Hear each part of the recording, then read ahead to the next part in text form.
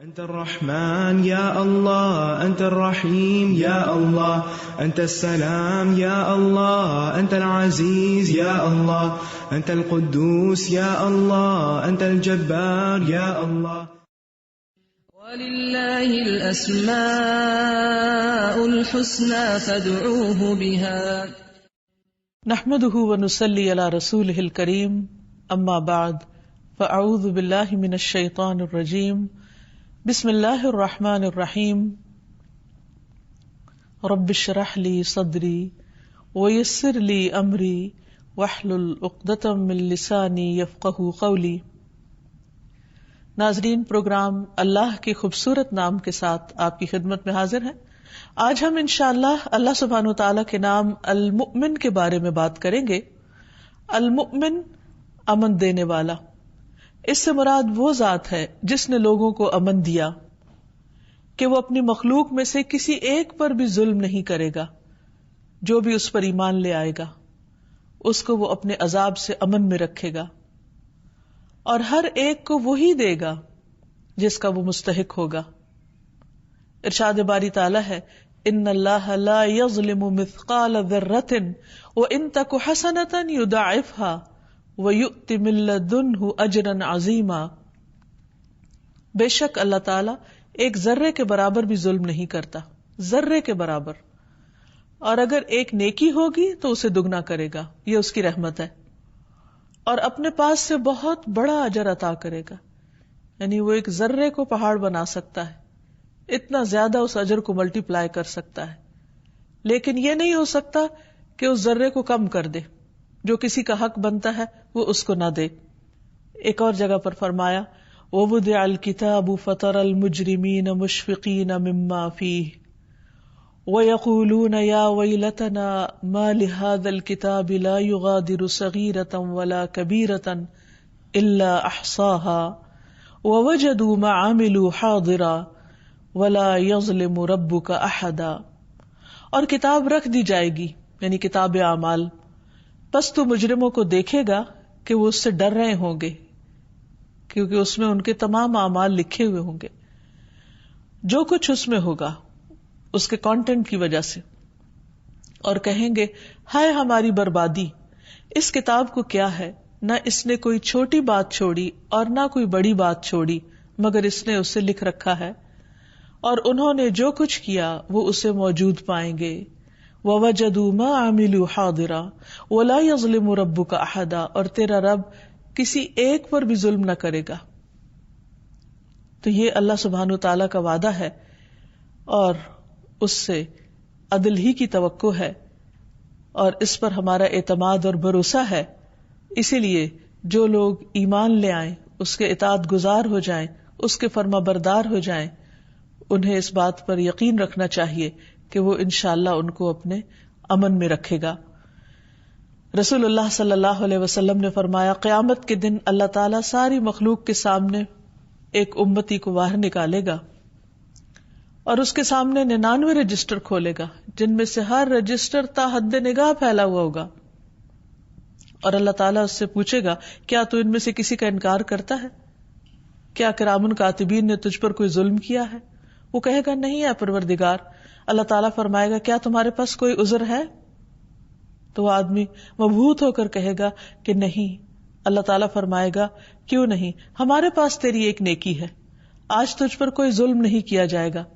چنانچہ کاغذ کا ایک ٹکڑا نکالا جائے گا جس پر لکھا ہوگا کہ میں اس بات کی گواہی دیتا ہوں کہ اللہ کے سوا کوئی معبود نہیں، اور یہ کہ محمد صلی اللہ علیہ وسلم اللہ کے بندے اور اس کے رسول ہیں. اللہ تعالیٰ فرمائے گا، اسے میزان عمل کے پاس حاضر کرو. وہ عرض کرے گا، پروردگار، کاغذ کے اس پرزے کا اتنے بڑے رجسٹروں کے ساتھ کیا مقابلہ؟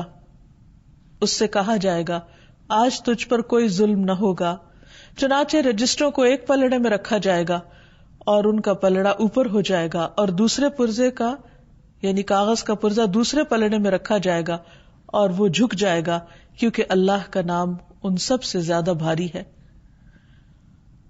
تو اس حدیث سے بھی یہ پتہ چلتا ہے کہ اگر کسی کے پاس ایک نیکی بھی ہوگی تو اللہ سبحانہ وتعالی اس کو بھی ضائع نہیں کریں گے، اور اس کی وجہ سے اس کو امن عطا کریں گے.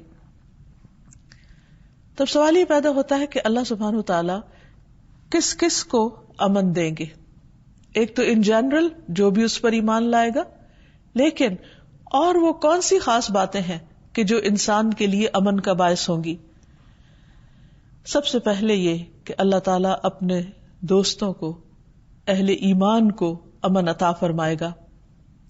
ارشاد باری تعالیٰ ہے سورۃ یونس میں، الا ان اولیاء اللہ لا خوف علیہم ولا هم یحزنون، سنو، خبردار رہو، بے شک اللہ کے دوست، ان پر نہ کوئی خوف ہوگا اور نہ وہ غمگین ہوں گے۔ کون ہے وہ؟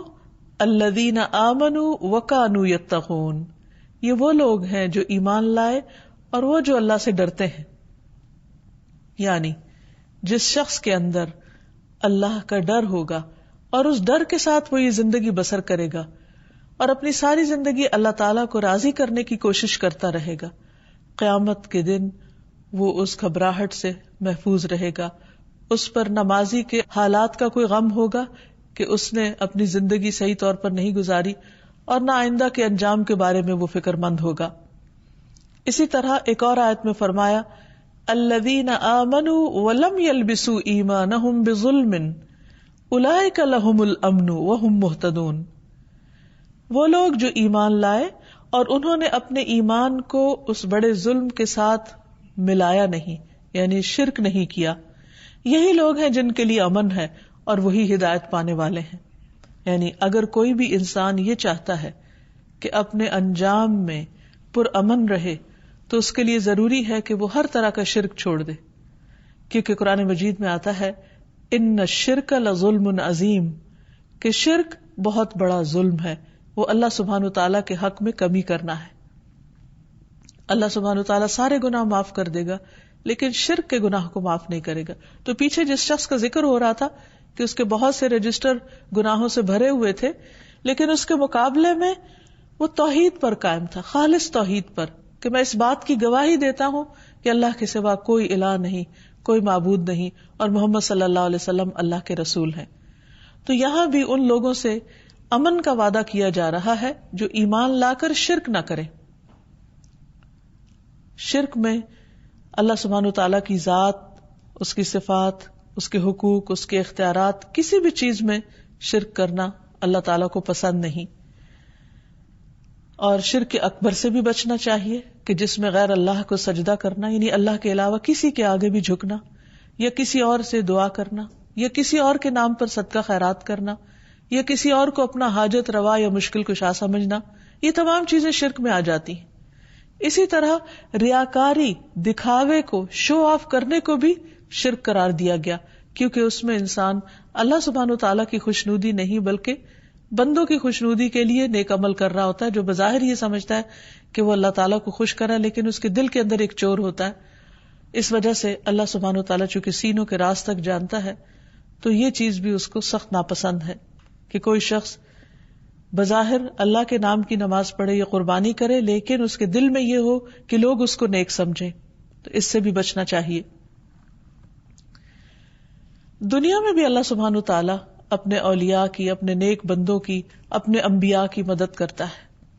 قرآن پاک میں آتا ہے کہ ہم اپنے پیغمبروں کی ضرور مدد کریں گے، اِنَّا لَنَنْصُرُ رُسُلَنَا وَالَّذِينَ آمَنُوا، ہم یقیناً مدد کریں گے اپنے بھیجے ہوں کی، یعنی رسولوں کی، اور وہ لوگ جو ایمان لائے۔ اور ہم دیکھتے ہیں کہ کس طرح اللہ سبحانہ وتعالیٰ نے نبی صلی اللہ علیہ وسلم کی ہجرت کے موقع پر، جب آپ غار ثور میں انتہائی خوف کے عالم میں تھے، کیسے آپ کی مدد کی۔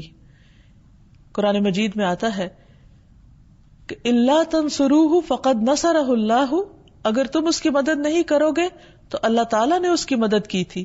اذ اخرجہ الذین کفروا، جب اس کو ان لوگوں نے نکال دیا جنہوں نے کفر کیا، ثانی اثنین، دو میں سے دوسرا، اذ ہما فی الغار، جب وہ دونوں غار میں تھے، اذ یقول لصاحبہ لا تحزن، جب وہ اپنے ساتھی سے کہہ رہے تھے، یعنی حضرت ابو بکر سے کہہ رہے تھے، نبی صلی اللہ علیہ وسلم فرما رہے تھے کہ غم نہ کرو، ان اللہ معنا، بے شک اللہ ہمارے ساتھ ہے۔ کس طرح اللہ تعالیٰ نے اس خوف کے وقت میں امن عطا کیا۔ فَأَنزَلَ اللَّهُ سَكِينَتَهُ عَلَيْهِ، تو اللہ تعالیٰ نے ان پر اپنی سکینت نازل کی. وَأَيَّدَهُ بِجُنُودٍ لَّمْ تَرَوْهَا، اور آپ کی مدد ایسے لشکروں کے ساتھ کی جو تم نہیں دیکھ سکتے تھے. وَجَعَلَ كَلِمَةَ الَّذِينَ كَفَرُوا السُّفْلَىٰ وَكَلِمَةُ اللَّهِ هِيَ الْعُلْيَا وَاللَّهُ عَزِيزٌ حَكِيمٌ. اور تم دیکھو کہ کس طرح اللہ نے ان لوگوں کی بات نیچی کر دی جنہوں نے کفر کیا، اور اللہ ہی کی بات سب سے اونچی ہے، اور اللہ سب پر غالب اور کمال حکمت والا ہے. تمام پیغمبروں کی تاریخ بتاتی ہے کہ کس طرح اللہ سبحانہ وتعالیٰ نے انتہائی مشکل مواقع پر، انتہائی خوف کے وقت ان کی مدد کی.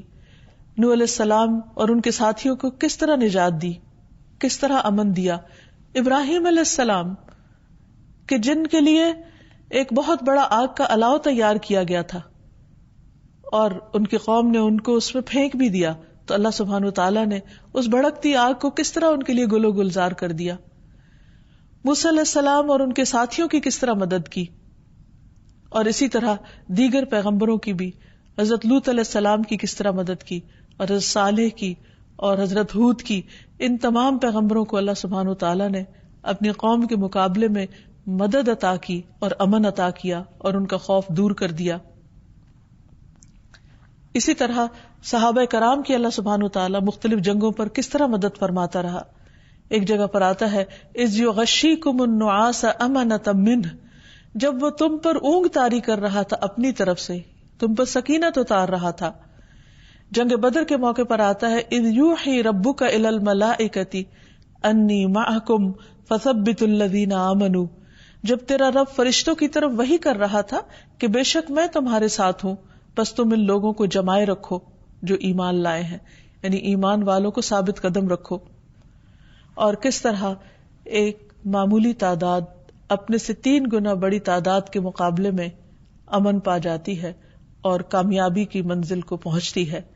یہ اللہ سبحانہ وتعالیٰ کی وہ نشانیاں ہیں جو ہم پوری تاریخ میں دیکھتے ہیں کہ کس طرح ایمان والے مختلف گھبراہٹ اور خوف اور پریشانی کے موقع پر امن میں رہے. تو یہ اللہ تعالیٰ کا وعدہ ہے. پھر اسی طرح اللہ تعالیٰ اہل ایمان کو برزخ میں بھی امن دیتے ہیں. حدیث میں آتا ہے کہ اگر مرنے والا نیک آدمی ہوتا ہے تو فرشتے اسے اس کی قبر میں اٹھا کر اس طرح بٹھاتے ہیں کہ اس پر کوئی خوف اور گھبراہٹ نہیں ہوتی. یعنی اس کے ایمان کی وجہ سے وہ تنہائی کا وقت اور وہ اندھیرے کی جگہ اس کے لیے پرسکون بن جاتی. اصل میں تو یہ اللہ سبحانہ وتعالیٰ کا کرم ہے، اس کا فضل ہے کہ وہ اپنے بندے کو کسی بھی جگہ اس کے دل کی حالت بدل کر اس کو قرار اور چین نصیب کر سکتا ہے. پھر اسی طرح قیامت کے دن بھی ایسے لوگ گھبراہٹ میں نہیں ہوگے. فرمایا لا يحزنهم الفزع الاکبر وتتلقاهم الملائکہ هذا يومكم الذي كنتم توعدون. انہیں وہ سب سے بڑی گھبراہٹ غمگین نہ کرے گی. انہیں اس وقت کسی قسم کی کوئی پریشانی نہیں ہوگی جبکہ ہر شخص پریشان ہوگا. ایمان والے اس پریشانی سے محفوظ ہوں گے. انہیں آگے سے لینے کے لیے فرشتے آئیں گے، یعنی ان کی مدد کے لیے، اور کہیں گے یہ ہے تمہارا وہ دن جس کا تم وعدہ دیے جاتے تھے. اسی طرح اللہ کی خاطر محبت کرنے والوں کو اس دن اللہ سبحانہ وتعالیٰ اپنے عرش کے سائے تلے جگہ عطا کریں گے اور وہ انتہائی امن میں ہوں گے. نبی صلی اللہ علیہ وسلم نے فرمایا اللہ کے کچھ بندے، کچھ لوگ ایسے بھی ہوں گے جو نہ نبی ہوں گے نہ شہید ہوں گے، مگر قیامت کے دن اللہ کے ہاں بلند مرتبے پائیں گے، اتنے کہ انبیاء اور شہداء بھی ان پر رشک کریں گے. صحابہ نے عرض کیا اے اللہ کے رسول صلی اللہ علیہ وسلم، آپ ہمیں بتائیے کہ وہ کون لوگ ہوں گے یعنی اتنے خوش قسمت کہ جن پر انبیاء بھی رشک کرے. آپ نے فرمایا یہ وہ لوگ ہوں گے جو آپس میں اللہ کی کتاب یا اللہ سے محبت کی بنا پر محبت کرتے تھے، یعنی ان کی باہم محبت اور ان کا تعلق اللہ کی کتاب کی وجہ سے تھا یا اللہ کی ذات کی وجہ سے. حالانکہ ان کا آپس میں نہ کوئی رشتہ تھا نہ مالی لین دین تھا. اللہ کی قسم ان کے چہرے پر نور ہوں گے، یعنی اس خوف اور گھبراہٹ کے دن ان کے چہرے پر نور ہوں گے. اور وہ لوگ پر نور ہوں گے جب لوگ خوف زدہ ہو رہے ہوں گے تو انہیں کوئی خوف نہیں ہوگا. جب لوگ غمگین ہوں گے، غم کے گھونٹ پی رہے ہوں گے، پریشان ہو رہے ہوں گے، اس وقت انہیں کوئی غم اور پریشانی نہ ہوگی. پھر آپ نے یہ آیت تلاوت فرمائی، الا ان اولیاء اللہ لا خوف علیہم ولا هم يحزنون. خبردار، اللہ کے دوستوں کے لیے نہ کوئی خوف ہوگا اور نہ کوئی غم. عام طور پر جب اولیاء کا ذکر آتا ہے تو ہمارے ذہن میں ایک خاص تصویر آتی ہے کہ شاید وہ کوئی مافوق الفطرت قسم کے انسان ہوں گے، وہ عام انسان نہیں. جبکہ یہاں اس حدیث سے ہمیں پتہ چل رہا ہے کہ یہ وہ لوگ ہوں گے جو اللہ کی خاطر ایک دوسرے سے محبت کرنے والے ہوں گے. ذات، رنگ، نسل، قبیلہ، تمام باقی چیزیں پیچھے رہ جائیں گی اور صرف ایک دین کا رشتہ سب سے اہم رشتہ ہوگا، جس کی خاطر وہ ایک دوسرے کا احترام کریں گے، ایک دوسرے سے ملاقات کریں گے، ایک دوسرے پر اپنا مال خرچ کریں گے اور ایک دوسرے کی قدردانی کریں گے. ایسے لوگ اللہ سبحانہ وتعالیٰ کے ہاں امن میں پرسکون جگہوں پر ہوں گے جب ساری مخلوق پریشان حال پھر رہی ہوگی. پھر اسی طرح جو لوگ دنیا میں اللہ سے ڈرتے ہوئے زندگی بسر کرتے ہیں، قیامت کے دن ان پر کوئی خوف نہیں ہوگا. اللہ تعالیٰ فرماتے ہیں، مجھے میری عزت کی قسم، میں اپنے بندے پر 2 امن جمع کرتا ہوں، نہ 2 خوف. اگر میرا بندہ دنیا میں مجھ سے امن میں رہا، یعنی اسے ڈر نہ لگا کوئی، تو میں اسے بندوں کے حشر والے دن خوف دلاؤں گا. یعنی آج اگر کوئی پرواہ نہیں کرتا کہ اللہ تعالیٰ مجھ سے ناراض ہے یا راضی ہے، اور وہ اللہ تعالیٰ کو بھلا کر اور اس سے غافل ہو کر اپنی زندگی گزار رہا ہے، آج کی یہ غفلت کل کی پریشانی کا سبب ہوگی. لیکن اس کے برعکس اللہ تعالیٰ فرماتے ہیں کہ جو دنیا میں مجھ سے ڈر گیا، جیسے سورۃ الرحمن میں آتا ہے کہ جو رب کے سامنے کھڑے ہونے سے ڈر گیا، اس کے لیے 2 باغ ہیں کہ میں اللہ تعالیٰ کو کیسے فیس کروں گا. یعنی جب بھی اس کے سامنے کوئی نفس کی خواہش آتی ہے، کوئی ٹیمپٹیشن ہوتی ہے، تو وہ اللہ سے ڈر جاتا ہے اور یہ ڈر اس کو غلط کام کرنے سے روک دیتا ہے. تو ایسے لوگ جو دنیا میں اللہ سے ڈرتے ہیں، کل قیامت کے دن ڈر سے محفوظ رہیں گے اور پورے امن میں ہوں گے. تو فرمایا کہ لوگوں کے جمع ہونے کے دن میں اس بندے کو امن عطا کروں گا. پھر اسی طرح اللہ تعالیٰ کی رحمت کی امید رکھنے والے، ان کو بھی اللہ سبحانہ وتعالی امن میں جگہ دیں گے. نبی صلی اللہ علیہ وسلم ایک نوجوان کے پاس گئے جو فوت ہو رہا تھا. آپ نے فرمایا، تمہارا کیا حال ہے؟ وہ بولا، یا رسول اللہ، میں اللہ سے مغفرت کی امید بھی رکھتا ہوں لیکن اپنے گناہوں سے بھی ڈرتا ہوں. آپ نے فرمایا، 2 باتیں اس وقت میں جس بندے کے دل میں جمع ہو جائیں گی، یعنی امید اور ڈر، تو اللہ تعالیٰ اس کو وہ دے گا جس کی اس کو امید ہوگی، اور جس سے وہ ڈر رہا ہے اس سے اس کو امن دے دے گا. تو گویا جو شخص دنیا میں اللہ کا تقوی کرتے ہوئے، اللہ سے ڈرتے ہوئے گناہوں کو چھوڑ دے گا اور اللہ کو یاد کرتے ہوئے زندگی بسر کرے گا، اللہ سبحانہ وتعالیٰ قیامت کے دن اس کو امن عطا کرے گا. اسی طرح وہ لوگ جو اللہ کے راستے میں اپنا مال خرچ کرتے ہیں، اللہ تعالیٰ ان کو بھی امن عطا کرے گا. سورۃ البقرہ میں اللہ تعالیٰ فرماتے ہیں، الذین ينفقون اموالهم باللیل والنہار سرا وعلانیۃ فلہم اجرہم عند ربہم ولا خوف علیہم ولا هم يحزنون. وہ لوگ جو اپنے مال رات اور دن، چھپے اور کھلے خرچ کرتے رہتے ہیں، یعنی نیکی اور بھلائی کے کاموں میں، ان کے لیے ان کا اجر ان کے رب کے پاس ہے، اور نہ وہ خوف زدہ ہوں گے اور نہ غمگین ہوں گے. المؤمن کا ایک اور معنی بھی کیا جاتا ہے، اور وہ ہے مظلوم کو ظالم سے پناہ دینے والا. یعنی ایک تو ہے خوف سے امن دینے والا، اور دوسرا ہے مظلوم کو ظلم سے پناہ دینے والا، ظالم کے ظلم سے. قرآن مجید میں اللہ تعالیٰ فرماتے ہیں، قُلْ مَن بِيَدِهِ مَلَكُوتُ كُلِّ شَيْءٍ وَهُوَ يُجِيرُ وَلَا يُجَارُ عَلَيْهِ إِن كُنتُمْ تَعْلَمُونَ. کہو کون ہے وہ کہ صرف اس کے ہاتھ میں ہر چیز کی مکمل بادشاہت ہے، اور وہ پناہ دیتا ہے اور اس کے مقابلے میں پناہ نہیں دی جاتی، اگر تم جانتے ہو. یعنی جس کو اللہ سبحانہ وتعالی پناہ دے دے، جس کی وہ حفاظت کرے، پھر اس کو کوئی نقصان نہیں دے سکتا. ایک اور جگہ پر آتا ہے، قُلْ أَرَأَيْتُمْ إِنْ أَهْلَكَنِيَ اللَّهُ وَمَن مَّعِيَ أَوْ رَحِمَنَا فَمَن يُجِيرُ الْكَافِرِينَ مِنْ عَذَابٍ أَلِيمٍ. آپ کہہ دیجئے، کیا تم نے دیکھا کہ اگر اللہ مجھے اور ان کو جو میرے ساتھ ہے ہلاک کر دے یا ہم پر رحم فرمائے، تو کون ہے جو کافروں کو دردناک عذاب سے پناہ دے؟ یعنی اللہ سبحانہ وتعالیٰ کے مقابلے میں کوئی پناہ نہیں دے سکتا. ایک اور حدیث میں آتا ہے نبی صلی اللہ علیہ وسلم فرمایا کرتے تھے اللہم انی اعوذ بک من الفقر والقلۃ والذلۃ واعوذ بک من ان اظلم او اظلم، اے اللہ میں تیری پناہ چاہتا ہوں فقیری سے، کمی سے، ذلت سے، اور پناہ چاہتا ہوں تیری کہ میں کسی پہ ظلم کروں یا مجھ پر کوئی ظلم کرے۔ تو اللہ سبحانہ وتعالیٰ پناہ دینے والے ہیں ہر ظالم کے ظلم سے، اس لیے انسان کو اللہ تعالیٰ ہی کی پناہ مانگتے رہنا چاہیے۔ المؤمن کا ایک اور معنی ہوتا ہے تصدیق کرنے والا، یعنی وہ ذات کہ جب مومن اس کی توحید کا اقرار کریں گے تو وہ ان کی تصدیق کرے گا، وہ ان کی بات کو سچ مان لے گا، کیونکہ اللہ سبحانہ وتعالیٰ ہی وہ واحد ذات ہے جس نے اپنی توحید بیان کی ہے۔ شہد اللہ انہ لا الہ الا ھو والملائکۃ واولو العلم قائما بالقسط لا الہ الا ھو العزیز الحکیم ان الدین عند اللہ الاسلام۔ اللہ نے گواہی دی ہے کہ بے شک حقیقت یہ ہے کہ اس کے سوا کوئی معبود نہیں، اور فرشتوں نے اور علم والوں نے بھی، اس حال میں کہ وہ انصاف پر قائم ہے، اس کے سوا کوئی معبود نہیں، سب پر غالب ہے، کمال حکمت والا ہے، بے شک دین اللہ کے نزدیک اسلام ہی ہے۔ تو اس سے یہ پتہ چلتا ہے کہ اللہ سبحانہ وتعالی نے نمبر 1 توحید کا اعلان کیا اور دوسری طرف دین اسلام کو پسند فرمایا، اور ہمیں ملت ابراہیم کی پیروی کا حکم بھی دیا۔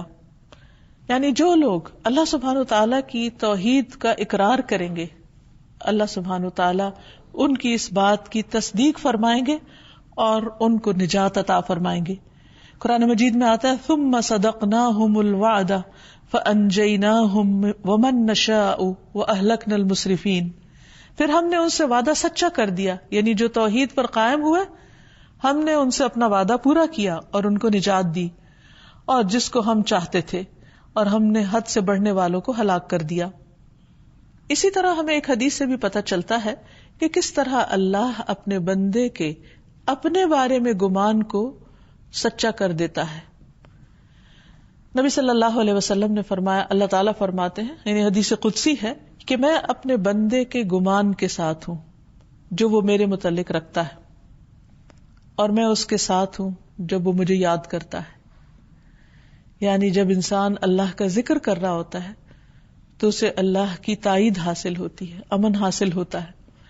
اگر وہ مجھے دل میں یاد کرتا ہے تو میں اس کو اپنے دل میں یاد کرتا ہوں، اگر وہ مجھے کسی مجلس میں یاد کرتا ہے تو میں اس سے بہتر جماعت میں اس کو یاد کرتا ہوں، اگر وہ مجھ سے 1 بالشت قریب ہوتا ہے تو میں 1 گز اس کے قریب ہوتا ہوں، اور اگر وہ 1 گز قریب ہوتا ہے تو میں اس سے دونوں ہاتھوں کے پھیلاؤ کے برابر اس کے قریب ہوتا ہوں، یعنی اور زیادہ اس کے آگے اس کی طرف بڑھ جاتا ہوں، اور اگر وہ میری طرف چل کر آتا ہے تو میں اس کی طرف دوڑ کر آتا ہوں۔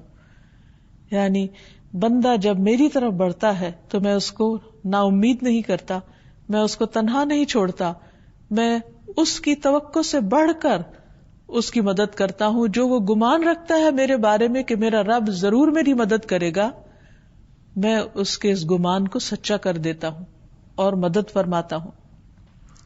اس لیے ہمیں اپنے حصے کا کام کرنا چاہیے، اور وہ کیا کہ اللہ سبحانہ وتعالیٰ کی توحید کا مکمل یقین رکھیں، اس کا اقرار کریں، اور پھر اللہ سبحانہ وتعالیٰ پر سارے حالات اور معاملات سے متعلق توکل کریں۔ اللہ سبحانہ وتعالیٰ تو اپنے بندوں کے ساتھ کیے ہوئے وعدوں کو پورا کرنے والا ہے، لیکن ضرورت اس بات کی ہے کہ ہم اپنی ذمہ داری کو بھی پورا کریں اور صحیح معنوں میں توحید کا اقرار کریں، صحیح معنوں میں اس پر بھروسہ کریں، اس کی مدد کا یقین رکھیں، اس پر اعتماد کریں، توکل کریں۔ ایک اور حدیث میں آتا ہے، نبی صلی اللہ علیہ وسلم نے فرمایا، جب بندہ کہتا ہے لا الہ الا اللہ واللہ اکبر تو اس کا رب اس کی تصدیق کرتا ہے۔ رب فرماتا ہے میرے سا کوئی نہیں، میں بڑا ہوں، سب سے بڑا۔ اب سوال یہ پیدا ہوتا ہے کہ ہم توحید کا اقرار کیسے کریں اور کس طرح اللہ سبحانہ وتعالیٰ اس کی تصدیق فرماتے ہیں۔ حدیث میں آتا ہے، اللہ تعالیٰ فرماتے ہیں کہ جب بندہ اقرار کرتا ہے لا الہ الا اللہ واللہ اکبر تو اس کا رب اس کی اس بات کی تصدیق کرتا ہے کہ ہاں میرے بندے نے سچ کہا، اور کہتا ہے کہ میرے سا کوئی الہ نہیں اور میں سب سے بڑا ہوں. یعنی جب بندہ سبحان اللہ کہتا ہے تو اللہ تعالیٰ فرماتے ہیں میرے بندے نے سچ کہا. میرے بندے نے جو تعریف کی اللہ تعالیٰ اس کی اس بات کو مان جاتے ہیں کہ ہاں واقعی یہ بندہ صحیح کہہ رہا ہے اور دل سے کہہ رہا ہے. تو اس لیے ہم جب ذکر کریں یا دعا کریں تو پورے یقین کے ساتھ کریں. یہ نہیں کہ پتہ نہیں سن رہا ہے یا نہیں، پتہ نہیں میری قبول ہوگی کہ نہیں، پتہ نہیں کیا ہوگا. نہیں، اس بات کا یقین رکھے کہ وہ المؤمن ہے، وہ امن دینے والا ہے، وہ ہماری سچائی کی تصدیق کرنے والا ہے. ہم ایک قدم بڑھے تو 10 قدم ہماری طرف آنے والا ہے. تو بندہ جب سبحان اللہ کہتا ہے تو اللہ تعالیٰ فرماتے ہیں میرے بندے نے سچ کہا. بندہ جب الحمدللہ کہتا ہے تو اللہ تعالیٰ فرماتے ہیں اس نے سچ کہا. جب بندہ لا الہ الا اللہ کہتا ہے اللہ تعالیٰ فرماتے ہیں اس نے سچ کہا.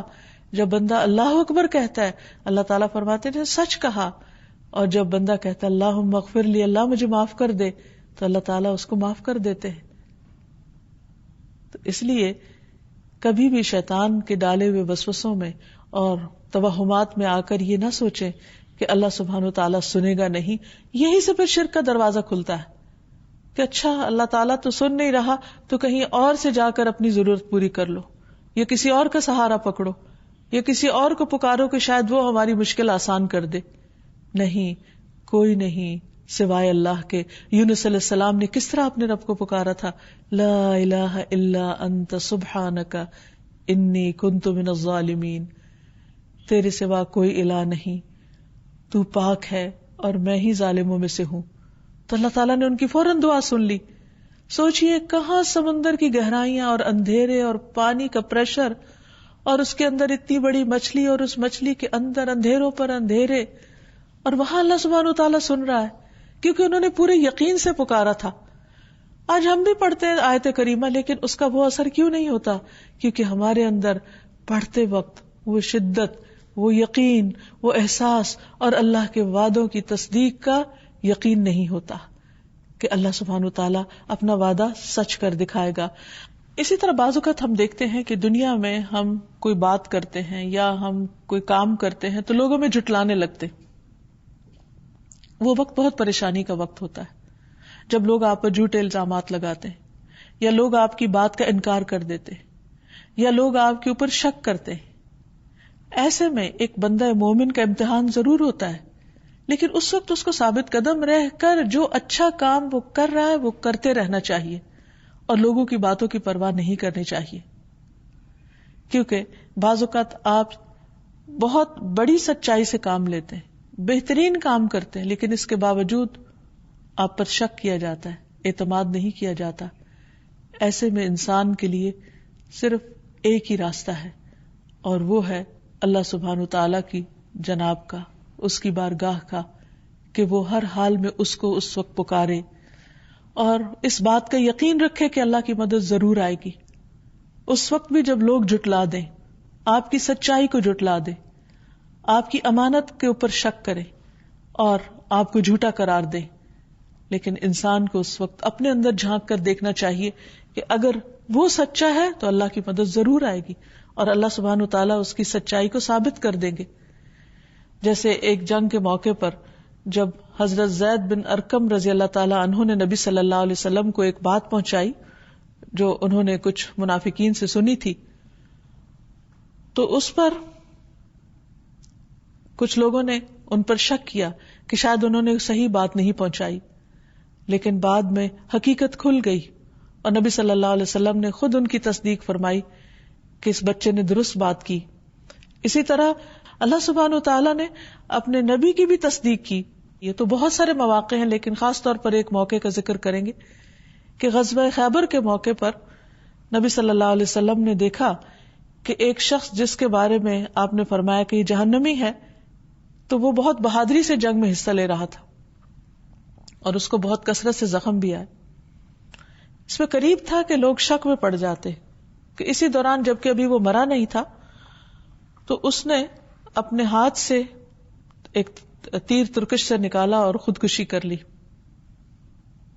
تو اس سے پہلے جو لوگ یہ کہہ رہے تھے کہ نبی صلی اللہ علیہ وسلم نے اس کے بارے میں پیشن گوئی کی تھی کہ یہ شخص جہنمی ہے اور ہم دیکھ رہے ہیں کہ وہ بہت بہادری سے لڑ رہا ہے، تو یہ کیسے؟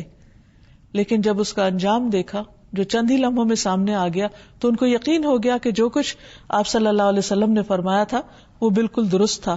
اس شخص نے دراصل خودکشی کر لی تھی جس کا یہ انجام اس کے سامنے آیا. اسی طرح ہم عام روزمرہ زندگی میں دیکھتے ہیں کہ بعض اوقات کوئی شخص کسی کام کے کرنے کا دعویٰ کر لیتا ہے یا کسی سے کوئی وعدہ کر لیتا ہے یا کسی نیک کام کی نیت کر لیتا ہے، لیکن اس کے مطابق اس کے پاس وسائل نہیں ہوتے، اس کے پاس مواقع نہیں ہوتے، لیکن وہ اپنی نیت میں سچا ہوتا ہے تو اللہ سبحانہ وتعالی غیب کے خزانوں سے اس کی مدد فرما دیتا ہے. اس سلسلے میں ایک واقعہ حضرت انس بن نضر کا ملتا ہے کہ کس طرح انہوں نے اپنی بات کو سچ کر دکھایا. جنگ بدر میں انہیں شرکت کا موقع نہیں ملا تھا تو انہوں نے نبی صلی اللہ علیہ وسلم سے عرض کی کہ اللہ کے رسول صلی اللہ علیہ وسلم اگر آئندہ کوئی موقع آئے گا تو اللہ تعالیٰ آپ کو دکھا دے گا کہ میں کس طرح اپنی دل و جان کے ساتھ حاضر ہوتا ہوں. بہرحال وہ جنگ احد میں شریک ہوئے. جب مسلمانوں پر اچانک حملہ ہوا تو سب لوگ تتر بتر ہو گئے. اس موقع پر حضرت انس بن نضر کو اپنی وہ بات یاد تھی جو انہوں نے نبی صلی اللہ علیہ وسلم سے عہد کیا تھا. جب انہوں نے دیکھا کہ مسلمان بھاگتے چلے جا رہے ہیں تو کہنے لگے یا اللہ جو انس بن نضر کا مالک ہے میں ان کی اس حرکت سے بری ذمہ ہوں. اور دوسری طرف مشرکین نے جس طرح نبی صلی اللہ علیہ وسلم کو زخمی کیا اور آپ کا دندان مبارک شہید ہو گیا تو کہنے لگے کہ یا اللہ میں ان مشرکین کی اس حرکت سے بھی سخت بیزار ہوں. اور پھر اس کے بعد حضرت سعد بن معاذ سے ملے. کہنے لگے کہ اے سعد قسم ہے نظر کے پروردگار کی، جنت مجھے احد کے پرے سے اس کی خوشبو آ رہی ہے. اور پھر اس کے بعد وہ آگے بڑھے اور رسول اللہ صلی اللہ علیہ وسلم کا دفاع کرنے لگے. ان کا حال یہ تھا کہ مشرکین نے ان کے جسم پر اتنے تیر مارے تھے اور پھر ان کا مسلح بھی کر دیا تھا کہ ان کی شکل بھی نہیں پہچانی جاتی تھی، اور ان کی بہن نے ان کی انگلیوں سے ان کو پہچانا تھا. ان کے بارے میں قرآن مجید کی پھر یہ آیت نازل ہوئی تھی رجال صدقوا ما عاهدوا اللہ علیہ. کچھ لوگ ایسے ہیں جنہوں نے اللہ سے کیے ہوئے وعدے کو سچا کر دکھایا، یعنی اللہ سبحانہ تعالی نے ان کے اس وعدے کی تصدیق کی. پھر اسی طرح المؤمن کا ایک اور معنی ہے اپنے وعدوں کو پورا کرنے والا، یعنی اللہ سبحانہ تعالی جو فرماتا ہے وہ سچ فرماتا ہے اور وہ اپنے وعدے سے پھرتا نہیں. اللہ سبحانہ تعالی نے اہل ایمان سے وعدہ کر رکھا ہے کہ اگر وہ ایمان لا کر نیک عمل کریں گے تو وہ انہیں باغات میں یعنی جنت کے باغات میں داخل کرے گا. والذین آمنوا وعملوا الصالحات سندخلهم جنات تجری من تحتها الانہار خالدین فیہا ابدا وعد اللہ حقا ومن اصدق من اللہ قیلا. اور وہ لوگ جو ایمان لائے اور انہوں نے نیک اعمال کیے ان قریب ہم انہیں ایسے باغوں میں داخل کریں گے جن کے نیچے نہریں بہتی ہیں، ہمیشہ ان میں رہنے والے، ہمیشہ ہمیشہ. اللہ کا سچا وعدہ ہے اور اللہ سے زیادہ بات میں کون سچا ہو سکتا ہے. بہت دفعہ ایسا ہوتا ہے کہ جب جنت کی بات کی جاتی ہے تو لوگ ہنس پڑتے ہیں اور اس کو بس ایک خیال سمجھتے ہیں، یہ ایک خیالی دنیا سمجھتے ہیں، اور وہ کہتے ہیں کہ انجوائے کرنے کی چیز تو یہ دنیا ہے، کل کس نے دیکھی. اللہ سبحانہ وتعالیٰ نہ صرف یہ کہ آخرت کے وعدے پورے کرے گا بلکہ دنیا میں بھی اللہ تعالیٰ نے اہل ایمان سے جو وعدے کیے ہیں ان کو بھی پورا فرمائے گا. سورۃ النور میں اللہ تعالیٰ فرماتے ہیں وعد اللہ الذین آمنوا منکم وعملوا الصالحات لیستخلفنہم فی الارض کما استخلف الذین من قبلہم وَلَيُمَكِّنَنَّ لَهُمْ دِينَهُمُ الَّذِي ارْتَضَىٰ لَهُمْ وَلَيُبَدِّلَنَّهُمْ مِنْ بَعْدِ خَوْفِهِمْ أَمْنًا يَعْبُدُونَنِي لَا يُشْرِكُونَ بِي شَيْئًا وَمَنْ كَفَرَ بَعْدَ ذَلِكَ فَأُولَٰئِكَ هُمُ الْفَاسِقُونَ. اللہ نے ان لوگوں سے جو تم میں سے ایمان لائے اور انہوں نے نیک اعمال کیے یہ وعدہ کیا ہے کہ وہ انہیں زمین میں ضرور جانشین بنائے گا، جس طرح اس نے ان لوگوں کو جانشین بنایا جو ان سے پہلے تھے، اور ان کے لیے ان کے اس دین کو ضرور اقتدار دے گا یعنی غلبہ دے گا جسے اس نے ان کے لیے پسند کیا ہے، اور ہر صورت انہیں ان کے خوف کے بعد بدل کر امن دے گا. یہ اللہ کا وعدہ ہے کہ جو ایمان لا کر اچھے کام کریں گے اللہ سبحانہ و تعالیٰ ان کے خوف کو بدل کر انہیں امن عطا کرے گا. وہ میری عبادت کریں گے, میرے ساتھ کسی چیز کو شریک نہیں ٹھہرائیں گے, اور جس نے اس کے بعد کفر کیا تو یہی لوگ فاسق ہیں. اور اللہ سبحانہ و تعالیٰ نے نبی صلی اللہ علیہ وسلم کے ساتھ اور صحابہ کے ساتھ کیا ہوا یہ وعدہ پورا کیا, اور تاریخ اس بات کی گواہ ہے کہ حضرت عمر رضی اللہ تعالیٰ عنہ کے دور میں اس قدر امن ہو گیا تھا, اور یہ وہی عرب تھا کہ جہاں کسی کی عزت محفوظ نہیں تھی, ہر طرف چوریاں اور ڈاکے تھے اور ہر طرف جنگ و جدل تھا. کس طرح حضرت عمر رضی اللہ تعالیٰ عنہ کے دور میں جب ایران فتح ہوتا ہے اور اس کا تاج شاہی مدینہ لایا جاتا ہے جو ہیرے جواہرات سے بھرا ہوا ہوتا ہے, اور جب وہ پہنچتا ہے تو اس میں سے ایک ہیرا بھی راستے میں نہیں چرایا جاتا, ایک ہیرا بھی کم نہیں ہوتا.